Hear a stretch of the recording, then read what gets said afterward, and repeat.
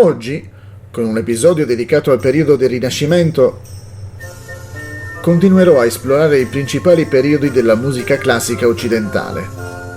Mi auguro che vi divertirete nel seguire anche questo episodio. Vi invito ad ascoltare la musica dei compositori che citerò. La fine degli anni 10 e l'inizio degli anni 20 del XV secolo sono considerati il momento in cui nacque il Rinascimento, che durò fino al XVII secolo. La musica del Rinascimento incarna l'intera portata degli alti ideali e delle qualità eccezionali che si associano al periodo nel suo insieme.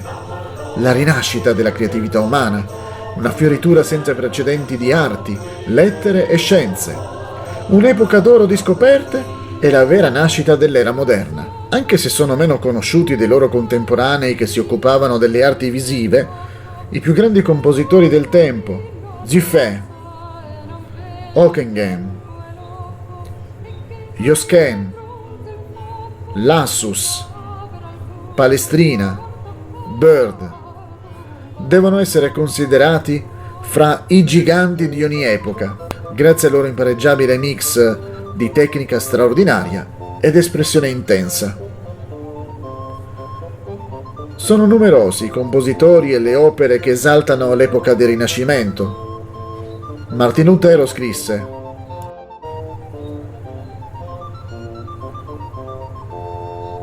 Josquin o Josquin des Prés è il maestro delle note. Devono fare come egli vuole, gli altri compositori devono fare come fanno le note. Josquin è la pronuncia latina, Josquin è la pronuncia francese. Pertanto, des Prés è stato uno dei più apprezzati musicisti dell'epoca.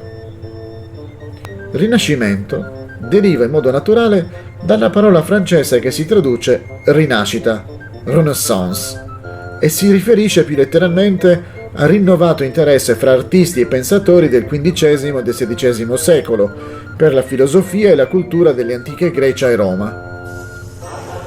Più in generale si tratta della rinascita della creatività umana, avvenuta durante questo periodo, una fioritura senza precedenti di arti, lettere e scienza, un'epoca d'oro di scoperte e la vera nascita dell'era moderna.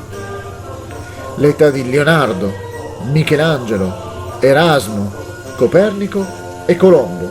Anche se forse oggi è meno conosciuta, la musica del Rinascimento è ugualmente degna di questa alta stima, perché i più grandi compositori dell'epoca raggiunsero un successo artistico pari a quello dei loro contemporanei più famosi, che però si occupavano di arti visive e letterarie.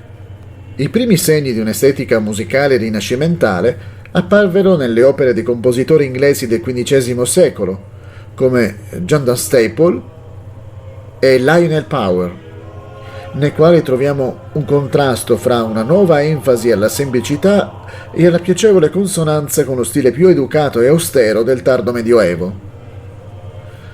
In breve tempo, i compositori del continente, in particolare quelli francesi, presero atto del nuovo stile, che ampliarono a livelli espressivi ancora maggiori. Citiamo in particolare Guillaume Dufay e Gilles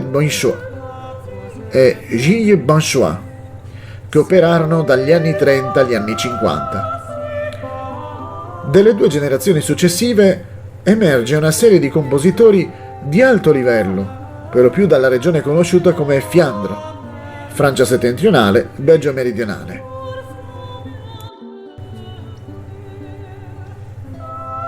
Prima ci furono Johannes Ockeghem e Antoine Busnois, che operarono negli anni 70 e 80.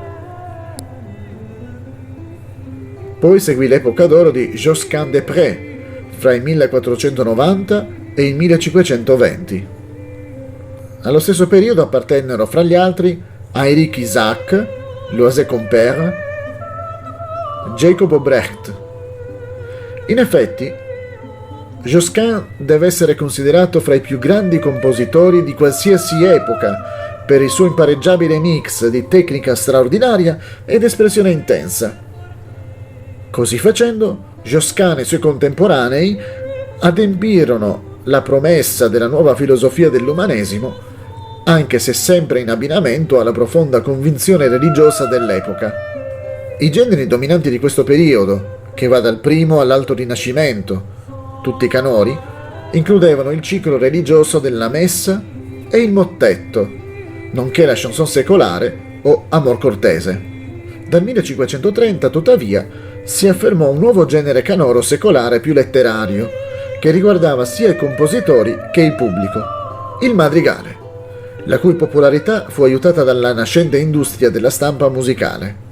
Nella sua fase iniziale, fra i compositori di madrigali più importanti ci furono Jacob Arcadiol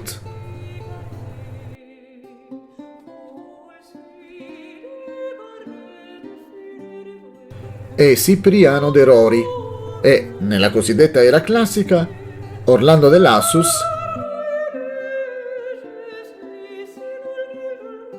e Adrian Villard.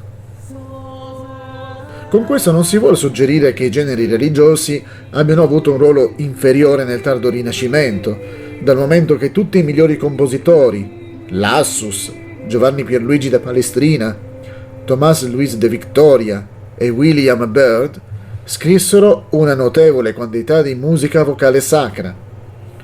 Con l'avanzamento del XVI secolo, i compositori di musica sacra e profana si sforzarono sempre più di ricercare una resa musicale commisurata del contenuto emotivo estremo, persino manierato dei testi.